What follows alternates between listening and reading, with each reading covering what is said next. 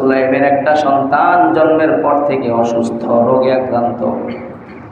মুসনাদে আহমদের মধ্যে ঘটনা লেখা হয়, মুসনাদে আহমদের মধ্যে হাদিসটা বর্ণিত হয়েছে, ইন্না উম্মা সুলাইম কদ ওয়ালাদাত ওয়ালাদান ফাশতাকা মুনজু ওয়ালাদাহু।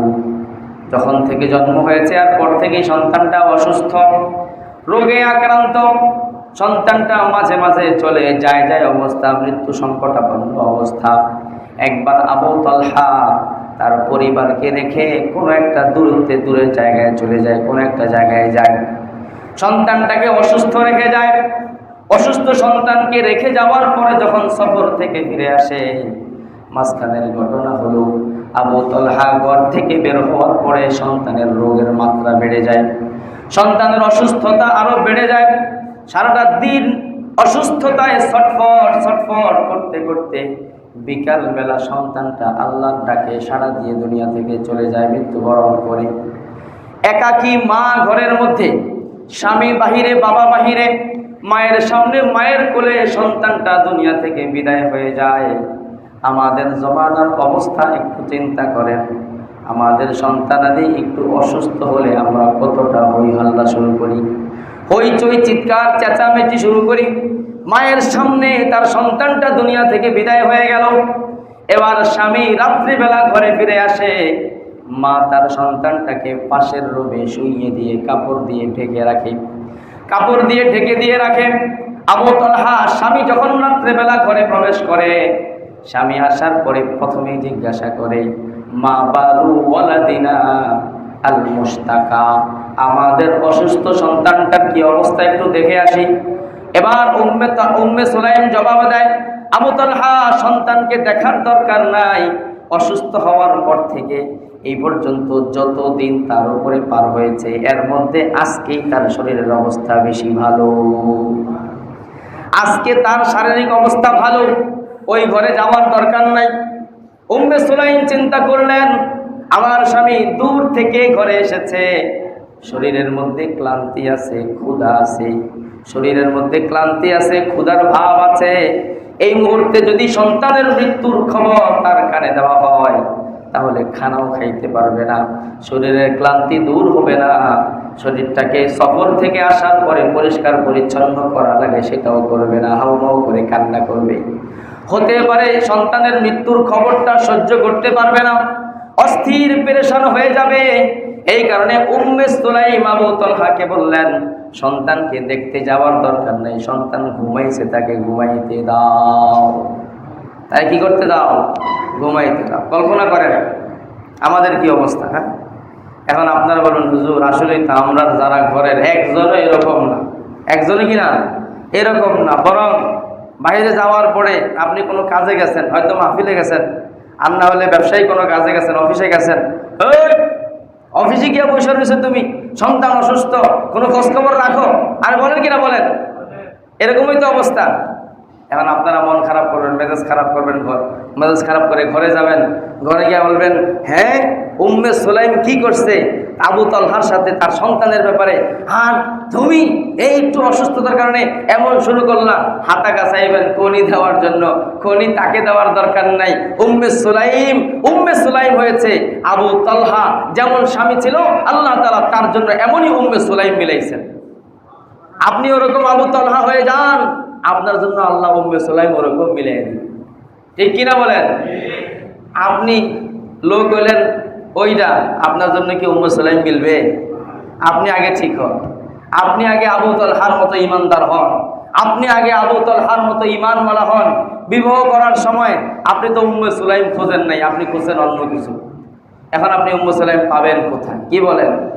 আপনি ক্ষেত ফসল করার সময় তো ফসলের মধ্যে বীজ বপন করছিলেন, কিসের?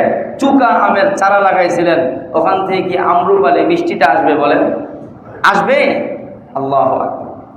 উম্মে সুলাইম আবু তালহাকে বলে না, এবার উম্মে সুলাইম আবু তালহাকে বলে, তুমি বাহির থেকে এসে তো তোমার শরীর ক্লান্ত, তোমার পেটে ক্ষুধা আসে, যাও আগে হাত পাও ধুয়ে আসো, হাত পাও ধুয়ে আসো, পরিষ্কার পরিচ্ছন্ন হয়ে আসো। আবু তালহা পরিষ্কার পরিচ্ছন্ন হয়ে আসলেন রাত্রিবেলা। উম্মে সুলাইম তার সামনে খাবার সামনে পেশ করলেন। অনেক ধরনের খাদ্য দিলেন।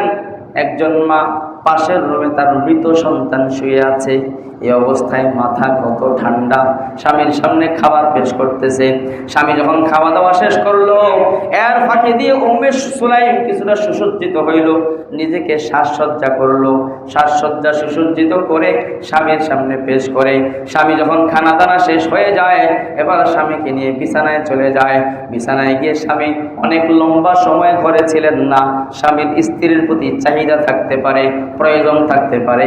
স্বামীর সাথে একটা উল্লেখযোগ্য সময় পার করার পরে স্বামী যখন এবার সব দিক থেকে পরিতৃপ্ত, তার ক্ষুধাও যখন দূর হলো, শরীরের চাহিদাও যখন পূর্ণ হলো, মাথাটা যখন পরিপূর্ণ ঠান্ডা, এবার স্বামীর মাথায় হাত দিয়ে বলে, ও আমার স্বামী, তোমার কাছে একটা মাসআলা জিজ্ঞাসা করি। লাউ আন্না জিরানান লানা, আমাদের আশেপাশে যারা বসবাস করে, আমাদের প্রতিবেশীরা যদি আরু লানা শাইআন, আমাদেরকে কোন একটা বস্তু ধার দেয়, আমরা যদি তাদের থেকে কোন একটা জিনিস উধার আনি, ধার আনার পরে কিছুদিন আমাদের কাছে ওই বস্তুটা থাকে, কিছুদিন পার হওয়ার পরে সুম্মা সাআলু মিন্না মাতাআহুম, এরপরে তাদের সেই বস্তুটা যদি আবার তারা আমাদের থেকে নিয়ে যাইতে চায়, যেই জিনিসটা তারা আমাদেরকে ধার দিয়েছিল, এটা যদি তারা আবার নিয়ে যাইতে চায়, এখন আমাদের মন খারাপ করা কি ঠিক হবে? বলেন, মন খারাপ করা ঠিক হবে? কে আমাদেরকে ধার দিয়েছিল, বস্তু তাদের, জিনিস তাদের, আমাদেরকে ধার দিয়েছিল, এবার তারা তাদের জিনিসটা নেওয়ার জন্য আমাদের কাছে চাইলো, আমাদের মন খারাপ করাকে ঠিক হবে? কেউ যদি মন খারাপ করে তাহলে তার জন্য এটা ঠিক হবে? আবু তালহা জিজ্ঞাসা করে, জবাব দেয়, কখনোই তো মন খারাপ করা ঠিক হবে না, যার জিনিস সে নিয়ে যাবে।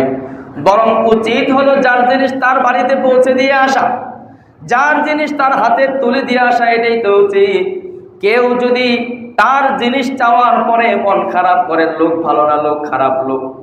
এবার আবু তালহা জিজ্ঞাসা করে, উম্মে সুলাইম, মাসলা তো ঠিক আছে, বুঝলাম, চাইলে মন খারাপ করা যাবে না, দিয়ে দিতে হবে, কিন্তু এই অসময়ে তুমি এই মাসলা কেন জিজ্ঞাসা করতেছো? আমরা আবার কার থেকে কি ধার আনলাম, কার ধারের জিনিস আমাদের কাছে আছে, কে ধার নেওয়ার জন্য আসলো, আমরা কার ব্যাপারে মন খারাপ করলাম, এই মাসলা কেন জিজ্ঞাসা করতেছ? উম্মে সুলাইম জবাবে দেয়, আবু তালহা, ইন্না ওয়ালাদান কানা লানা ক্বাদ আসাবাতহু শাকওয়া, আমাদের ওই যে একটা সন্তান জন্মের পর থেকে অসুস্থ, ওই সন্তানটা আমাদের মালিকানাধীন জিনিস নয়, ওই সন্তানটা রব্বুল আলামিনের সম্পদ। রব্বুল আলামিন আমাদেরকে ধার দিয়েছিলেন, কিছুদিন আমাদের কাছে রাখার জন্য দিয়েছিলেন। সন্তান কার বলেন? সন্তান কার পক্ষ থেকে আসছে? সন্তান আল্লাহর মালিকানাধীন বস্তু, আল্লাহর মালিকানাধীন প্রাণ। আল্লাহ রব্বুল আলামিন সন্তানটা আমাদেরকে কিছুদিন ধার স্বরূপ দিয়েছিলেন, ওই সন্তানটা আমাদের কাছে ছিল। এবার আল্লাহ রব্বুল আলামিন তার মালিকানাধীন বস্তু নিয়ে যাওয়ার জন্য চাইলেন, আল্লাহ তার মালিকানার জিনিসটা নিয়ে গেছেন। আল্লাহ আমাদেরকে দিয়েছিলেন, আবার সময় মতো আল্লাহ নিয়ে গেছেন, এর কারণে আমাদের কি মন খারাপ করা ঠিক হবে? সুবহানাল্লাহ। কি কঠিন বিষয়কে, কি ভারী বিষয়কে কত সিম্পল, কত সহজ আর ইজিয়ার করে পেশ করলেন। এটাই হলো রাযা বিল কাযা, এটাই হলো আল্লাহ তাআলার ফয়সালার উপরে। আগে স্ত্রী সন্তুষ্ট হয়েছে, আগে তার দিলের মধ্যে আসছে এই সন্তান কার, দিছিলেন আল্লাহ, নিয়েও গেছেন আল্লাহ। এই মাসআলা, এই আকীদা, এই বিশ্বাস, এই চেতনা, এই ঈমান অন্তরের মধ্যে আগে স্ত্রীর আসছে, আসার পরে এত জটিল, এত ভারী জিনিস এটাকে তার স্বামীর সামনে কত সহজে পেশ করে। হযরতে আবু তালহা উম্মে সুলাইমের এই ব্যাখ্যা, এই আলোচনা যখন শুনলেন, উম্মে সুলাইমকে বুকের মধ্যে জড়ায়া ধরে বললেন, উম্মে সুলাইম, তোমার মতো স্ত্রী যদি কোনো পুরুষের ভাগ্যে জুটে যায়, ওই পুরুষের দুনিয়াটা যত কঠিনই হোক না কেন, তার পৃথিবী থাকবে না, পৃথিবীটা জান্নাত হয়ে যাবে।